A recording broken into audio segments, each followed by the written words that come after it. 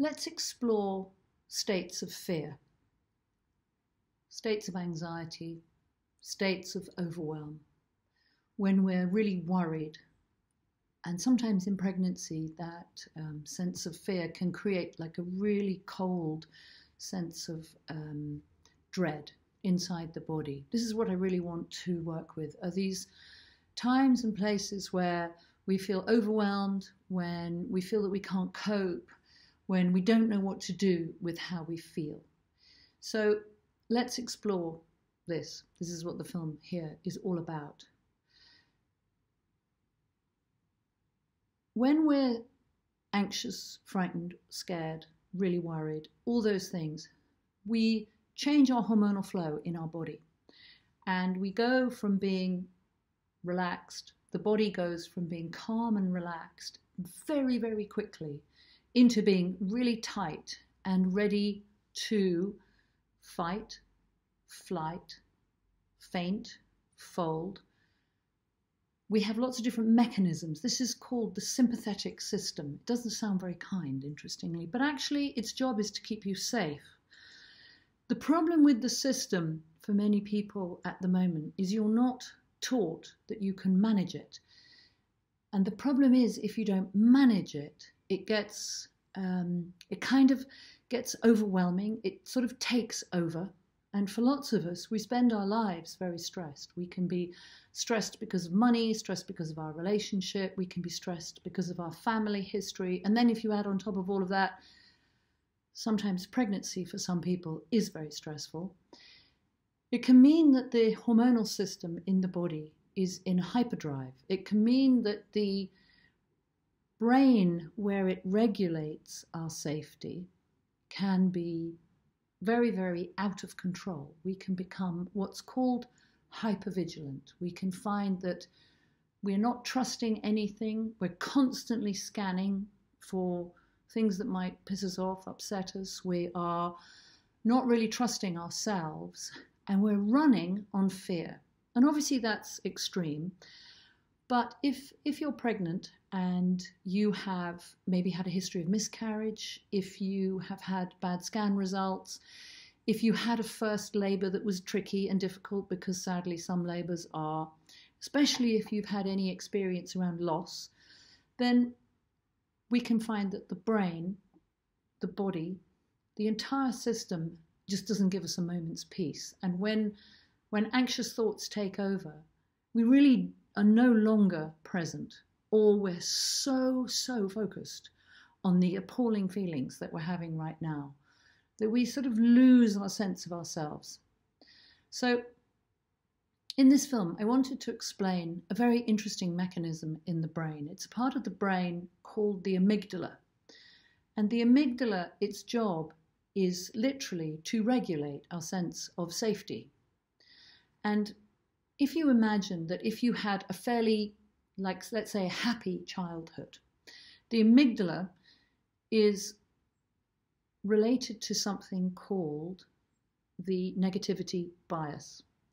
So if you have had a fairly happy, well-regulated, comfortable, parents always there for you, you grew up feeling connected and loved, you're going to have a negativity bias, which means a tendency towards the negative. This will be 9 times more than you will be positive.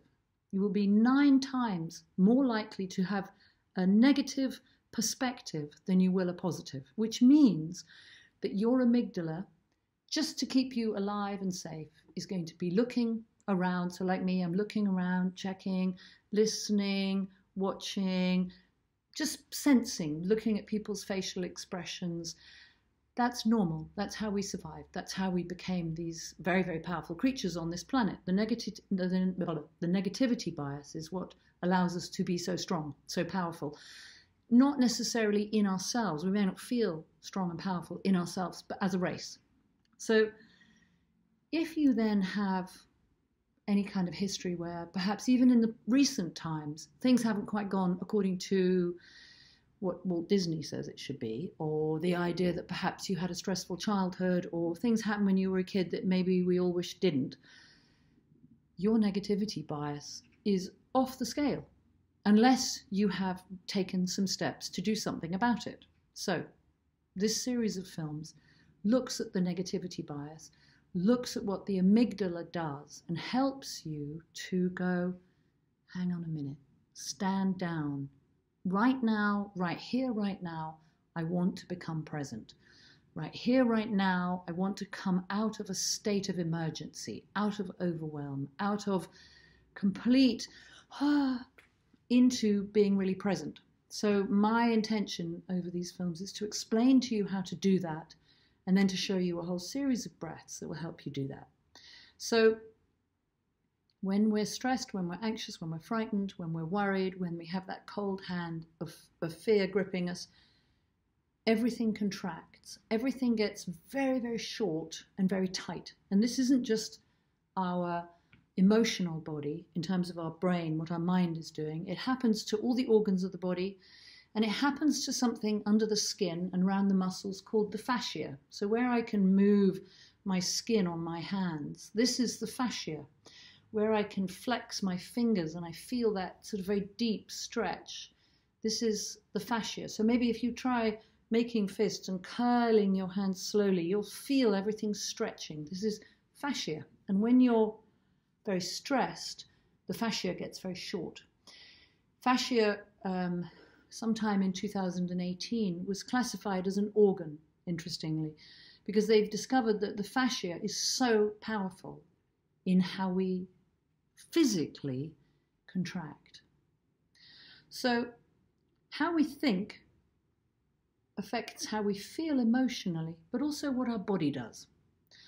So in pregnancy states, which is an extraordinary embodied state, pregnancy takes over your whole body, and the consequences that we can think about, the things that we can project, the stories that we hear, all of these things can create really, really strong fears, many of which are their projections. They're not actually real, but they feel real. And this is something else that the amygdala does. There's a thing in 12-step recovery where they take the word fear, F-E-A-R, and they say it's false expectations appearing real. And this is what we need to deal with when we're pregnant, because we can become so alarmed and so hyper-aroused that it's really difficult to be present. So let's keep going.